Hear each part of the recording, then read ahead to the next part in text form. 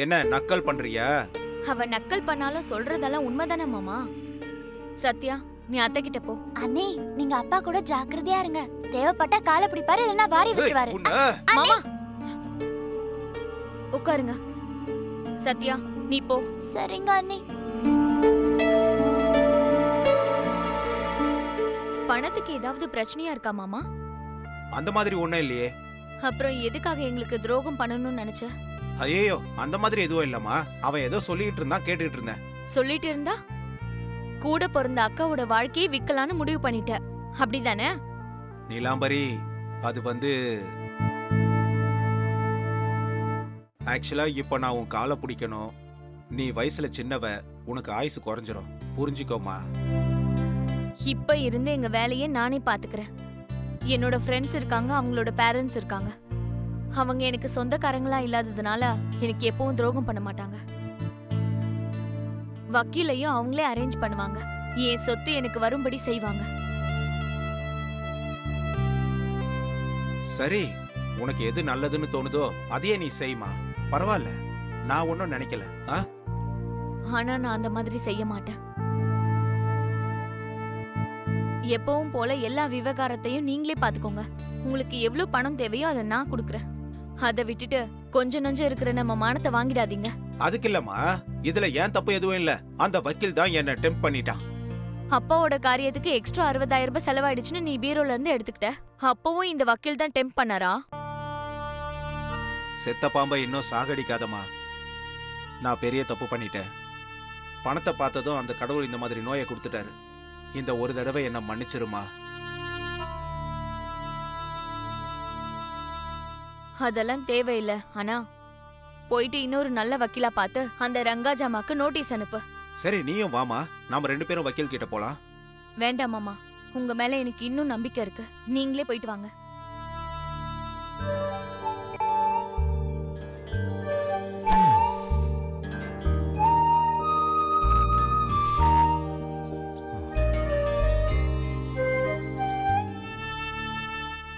வக்கீல் சார் எங்க தம்பி? மோர் கலந்தது இல்ல, தயிர் கடைஞ்சி மோர் எடுத்துட்டு வர்றதுக்கு லேட் ஆயிடுச்சு.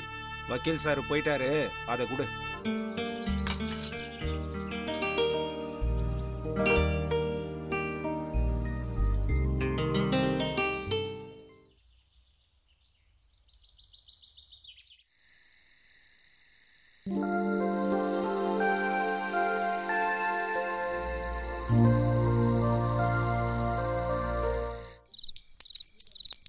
அம்மா, அண்ணி அப்பாவை திட்டும் போது அப்பா மூஞ்ச பாத்திருக்கணுமே. நம்ம தோட்டத்துல விழுந்த காஞ்சி போன தேங்காய் மாதிரி ஆயிடுச்சு.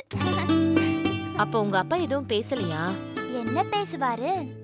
திருடனுக்கு தேள் கொட்டின மாதிரி நடுநடுங்கி போயிட்டாரு. இங்க பாரு, உங்க அண்ணிக்கு பணம் அதிகமா இருக்குன்ற திமிரு. அன்னைக்கு ஒன்னும் திமிரு இல்லம்மா. அதனாலதான் யாருக்காவது பணம் வேணுமான்னு கேட்டாங்க. என்ன, உன் அம்மாவுக்கு ஏத்தி விடுறியா? நான் ஒன்னும் ஏத்தி விடல. அண்ணி உங்களை வாட்டி எடுத்ததை பத்தி சொல்றேன். நீ நல்லா முத்தி போயிட்டடி. வாய்க்கு வந்தபடி பேசிக்கிட்டு இருக்க. எவ்வளவு திமிரு இருந்தா அங்க அந்த மாதிரி பேசியிருப்ப. உன்னை அடிச்சா எனக்கு வேண்டாங்க. என்னங்க இது? பெத்த பொண்ணு மேல கை ஓங்குறீங்க. அந்த கடவுளா பார்த்து நமக்கு தந்த ஒரே ஒரு பொண்ணுங்க அவ. அவளுக்கு ஏதாவது ஒண்ணு ஆயிடுச்சுன்னா முதல்ல நான் செத்து போயிடுவேன். உன் செல்லம் தான் அவளை கெடுக்குது. வாய்க்கு வந்தபடி பேசுறா. நான் என்ன பேசினேன்? அங்க என்ன பண்ண? வாய்க்கு வந்தபடி தானே பேசுன. உண்மையை தானே பேசினேன். ஆமா, இருக்கிறதான் நீ பேசுன. பெரிய சத்தியவதி. ஆமா, என் பேரு சத்தியவதி தான். அப்புறம் எதுக்கு எனக்கு அந்த பேரை வச்சீங்க? இத்தனை சத்தியத்தை பேசுவேன்னு தெரியாம தான். எதுக்குங்க அவளை இப்படி அழ வைக்கிறீங்க? என்னது? அவளை நான் அழ வைக்கிறேனா? உனக்கு பைத்தியம் பிடிச்சிருச்சுடி. சரி, இந்த சண்டையை விடுங்க. ஆமா, நீங்க பணத்தை சுருட்டின விஷயம் அவங்களுக்கு தெரிஞ்சு போச்சா? சுருட்டினதா? அவ மொழிய நீயும் கத்துக்கிட்டிய? ஆண் துணை இல்லாத குடும்பம். நான் செஞ்சதுக்கு பலன் வேணாமா? காலையில எந்திரிச்சதுல இருந்து தூங்குற வரைக்கும் நான் அவங்களுக்கு தானே பணிவிட செய்யறேன். நீலாம்பரி சின்ன பொண்ணு. அவ பேசுற பேச்சுக்கு நம்ம ஃபீல் ஆயிட்டா நம்ம கேரக்டருக்கு என்ன வேல்யூ? போக போக அவளை நான் கவனிச்சுக்கிறேன். ஒருவேளை நம்ம பேசுறத ஒட்டு கேக்குறாளா என்ன? வர வர இவ ஏஜென்ட் விக்ரம் ஆயிட்டா. நான் இங்கதான் இருக்கேன், எல்லாத்தையும் கேட்டுட்டு தான் இருக்கேன். பொண்ணு, என்னங்க நில்லுங்க.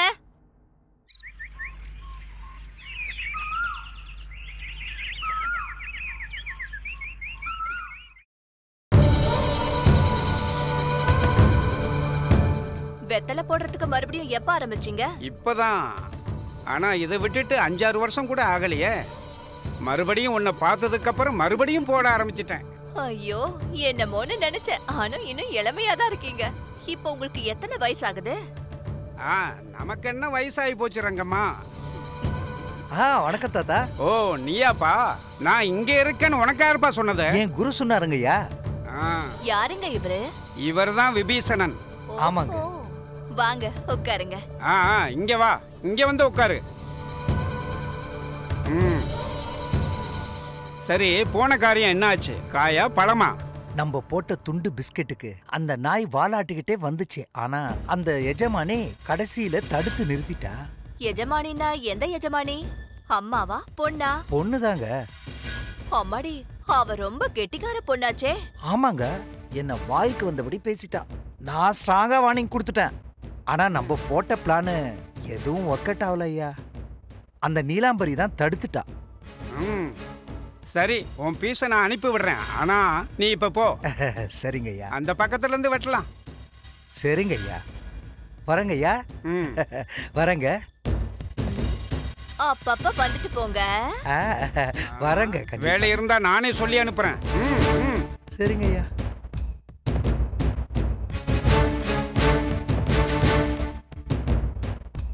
அடேங்கப்பா, நீங்க ரொம்ப திறமசாலி. உங்களை என்னமோன்னு நினைச்சேன். இந்த பக்க லாயரையும் நீங்களே அனுப்பிட்டு அந்த பக்க லாயரையும் நீங்களே செட் பண்ணிட்டீங்க. இத்தனை யோசனைங்க உங்க மூளையில இருக்கிறதுனாலதான் இந்த சின்ன வயசுலயே முடியெல்லாம் நரைச்சு போச்சு. ஆனாலும் உங்க இதயம் மட்டும் இன்னும் ஸ்ட்ராங்கா இருக்கு. ஐயோ, என்னாச்சுங்க தாத்தா? என்னாச்சு? ஐயோ, என்னாச்சுங்க? என்னாச்சு தாத்தா உங்களுக்கு? ஒரு நிமிஷம் இருங்க, தண்ணி கொண்டு வரேன்.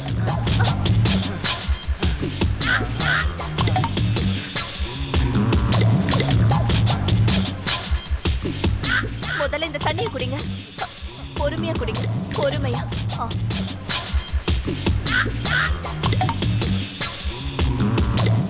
இந்த மாதிரி வயசானவங்கலாம் வெத்தலை எல்லாம் போடக்கூடாது. எதுக்கும் ஒரு தடவை நீங்க டாக்டரை பார்த்துட்டு வாங்க.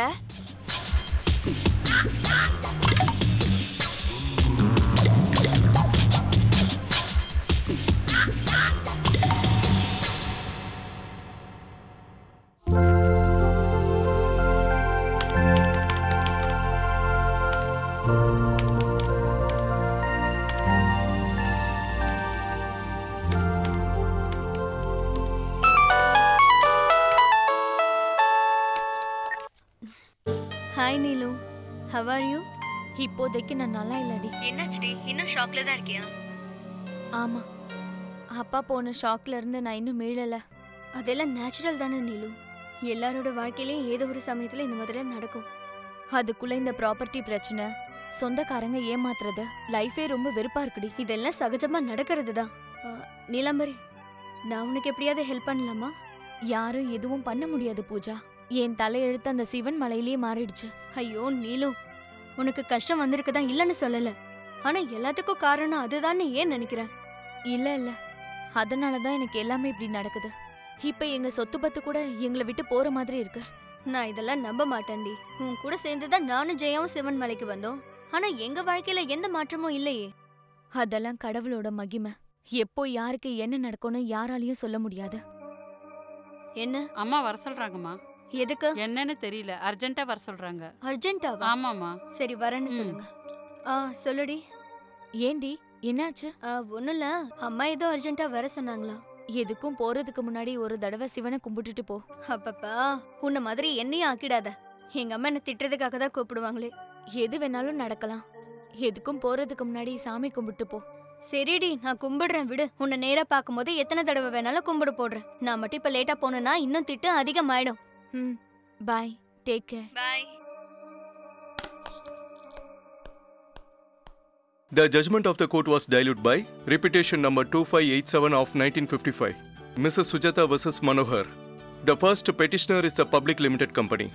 In this petition, the first petitioner has challenged. எழுதுங்க மாமா. எழுதுறேன். சரி, இத பத்தி பேசினா மட்டும் போதுமா? போதும் மாமா.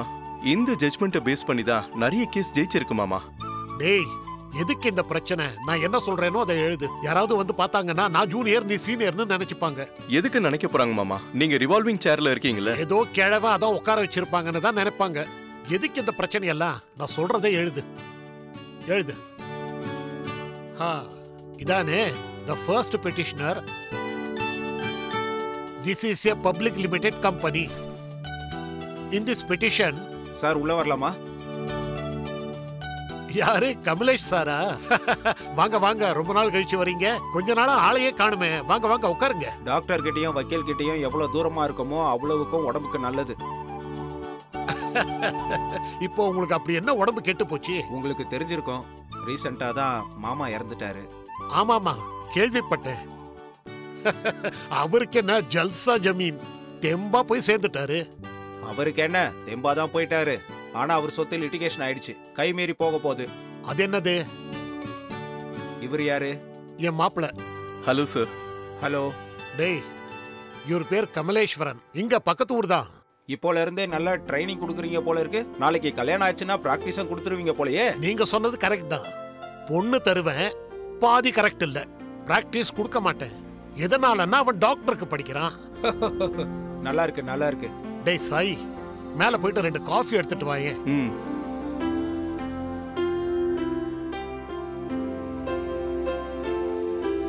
ஒண்ணும் இல்லைங்க, 5 வருஷத்துக்கு முன்னாடி எங்க மாமா ஒரு வப்பாட்டிய வச்சுக்கிட்டாரு.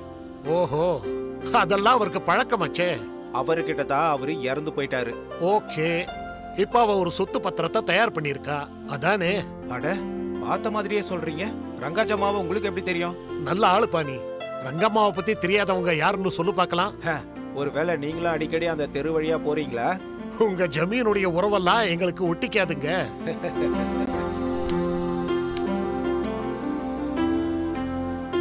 அத்தை. தம்பி, நான் இங்க இருக்கேன்.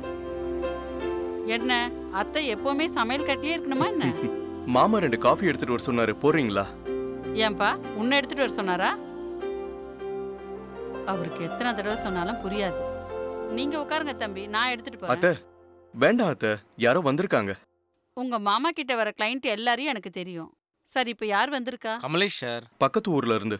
கமலேஷ் தம்பியே எனக்கு நல்லா தெரியும். நீ போய் உட்காருப்பா, நான் டீ தரேன். இந்த மாதிரி கேஸ் எல்லாம் நிறைய பார்த்திருக்கேன். அது சரி, அந்த பத்திரத்துல அப்படி என்ன எழுதியிருக்கா? மொத்த சொத்து 108 ஏக்கர். அதுல 8 ஏக்கர் கோயிலுக்கு, 75 ஏக்கர் அவளுக்கு, மீதியை அக்கா மேல தூக்கி போட்டா. கெட்டிக்காரி தான், பிளான் நல்லாவே போட்டிருக்கா. அதெல்லாம் எங்க மாமாவோட வீக்னஸ். அது சரி கமலேஷ் சார், எனக்கு ஒரு டவுட். இதுக்கு பின்னாடி கண்டிப்பா யாராவது இருக்கணுமே, கரெக்ட் தானே? ஒருத்தர் மட்டுமா? ஊர்ல இருக்கிற பெரிய மனுஷங்கள்லாம் அவ பின்னாடி சுத்துறாங்க. அதான் விஷயம். எனக்கு மேட்டர் புரிஞ்சு போச்சு. அப்புறமா பண்ணுங்க. கேஸ் என்கிட்ட சொல்லிட்டீங்கல்ல, இனிமே அவளோட வாதம் எப்படி கட் பண்ணணும்னு எனக்கு நல்லா தெரியும். நீங்க நிம்மதியா இருங்க. ரொம்ப தேங்க்ஸ் லாயர் சார். அந்த ரங்காஜம்மா கேஸ அந்த லங்கேஸ்வரன் எடுத்திருக்கான். ரொம்ப துள்ளிக்கிட்டு இருக்கான். அதெல்லாம் கோர்ட்டுக்கு வெளியே தான் துள்ளுவான். ஜட்ஜு முன்னாடி பேசவே மாட்டான். அதுக்கப்புறம் ஏன் முன்னாடி பேசணும்னா கை கால் எல்லாம் அப்படியே நடுங்கி போயிடும், தெரியுமா? நீங்க அவ்வளவு திறமசாலின்னு தான் இங்க வந்திருக்கேன். இந்த கேஸ்ல நீங்க ரொம்ப ஜாக்கிரதையா இருக்கணும், இல்லனா கை விட்டு போயிடும். இந்த கேஸை என்கிட்ட விட்டுடுன்னு சொன்னேன்ல. முதல்ல காஃபியை குடிங்க. வணக்கம்மா. வணக்கம் தம்பி, நல்லா இருக்கீங்களா? நீங்க ஃபீஸ் எவ்வளவுன்னு சொன்னீங்கன்னா அக்கா கிட்ட சொல்லணும். அட, இப்ப ஃபீஸ்க்கு என்ன அவசரம், அப்புறமா வாங்கிக்கிறேன். ஆனா என்கிட்ட ஒரு சின்ன ரிக்வெஸ்ட். என்ன சார்? உங்க அக்கா கிட்ட சொல்லி எனக்கு ஒரு 4 லட்சம் கடன் வாங்கி கொடுத்துரு. கடனா? உங்களுக்கு? ஆமா. எதுக்கு சார்? ஆமாங்க, எனக்கு தான். என் பொண்ணு கல்யாணத்தை சீக்கிரம் வச்சிருக்கேன். வர வேண்டிய பணம் இன்னும் வந்து சேரல. அதனால எப்படியாவது உங்க அக்கா கிட்ட ரெக்கமெண்ட் பண்ணி சொல்லி ஒரு 4 லட்சத்தை கடனா வாங்கி கொடுங்க. சரி, கண்டிப்பா முயற்சி பண்றேன். வரேன் சார். காஃபி குடிச்சிட்டு போங்க. குடிச்சா வேலைக்கு ஆகாதுங்க. நல்ல ஆளுங்க. கேஸ்ல கூட சென்டிமெண்டா? என்ன பண்ண சொல்றீங்க? கேஸ் அந்த மாதிரி. அது சரி கமலேஷ் சார், நீங்க போன உடனே உங்க சொத்து விவரங்கள் அதோட ரங்கம்மாவுடைய போஸ்டல் அட்ரஸ் அனுப்பி வைங்க. உடனே அவங்களுக்கு நோட்டீஸ் அனுப்பி வைக்கிறேன். நம்ம நோட்டீஸ் போன உடனே அவ வாயை மூடிக்கிட்டு கை கால் எல்லாம் நடுங்கி போயிடணும். போனதும் நான் அனுப்பி வைக்கிறேன். வரேன் சார். வரமா? நல்லது.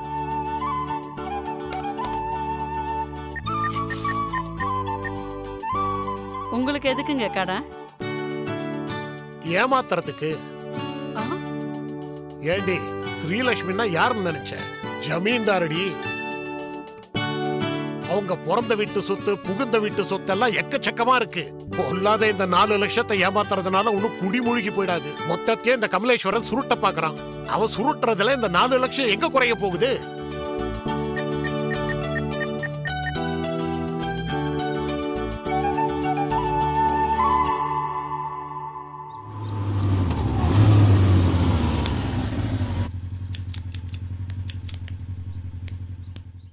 நீலாம்பரி, அம்மா வீட்ல இருக்காளா கோயிலுக்கு போயிருக்காளா? வீட்ல தான் இருக்காங்க நீ மாமா. எங்க கிளம்பிட்ட? பேங்க்குக்கு போறேன். பிரீஃப் கேஸ்ல என்ன இருக்கு? அம்மாவோட நகை பேங்க் லாக்கர்ல வைக்கலான்னு. உனக்கு எதுக்கு சிரமம்? நான் போறேன். பரவாயில்ல மாமா, நீ எத்தனை வேலைய பாப்ப, நானே போயிட்டு வரேன். நீ போன காரியம் என்னாச்சு? சக்கரதர் ராவுன்னு பெரிய வக்கீல், அவரை சம்மதிக்கிறதுக்குள்ள என் உயிர் வாளுக்கு வந்துருச்சு. இந்த கேஸ் ஸ்ட்ராங் இல்ல, வேஸ்ட்னு சொல்லிட்டாரு. என்ன பாத்துக்கிட்டு இருக்க? உங்க உயிர் வாளுக்கு வந்துருச்சுன்னு சொன்னாங்கல்ல, அதான் வாளை காணுமேன்னு பார்த்தேன். இதத்தான் சொல்லுவாங்க நக்கலுன்னு. பின்ன என்ன மாமா நீங்க? எப்பேற்பட்ட லாயரும் கேஸ் எப்ப வரும்னு எதிர்பார்த்துட்டு உட்கார்ந்துட்டு இருப்பாங்க. நீ என்னடானா சின்ன பசங்க சொல்ற மாதிரி சொல்லிட்டு இருக்க. அதுக்காக தான் நான் சிரிச்சேன். சரி சரி, போன விஷயம் என்னாச்சு? சக்கரதர் ராவு ரொம்ப நல்ல வக்கீல். அவளுக்கு உடனே நோட்டீஸ் அனுப்புறேன்னு சொன்னாரு. நோட்டீஸ் போய் சேர்ந்த உடனே அந்த அம்மா மூஞ்சி வீங்கி போயிடும். சரி மாமா, நான் உன்னை கிண்டல் பண்ணேன்னு என்ன நீ தப்பா எடுத்துக்காத. கேஸ ஜாக்கிரதையா டீல் பண்ணு. நான் போயிட்டு வரேன். பேங்க் கிட்ட விடவா? இல்ல மாமா, பரவாயில்ல, நானே போயிட்டு வரேன்.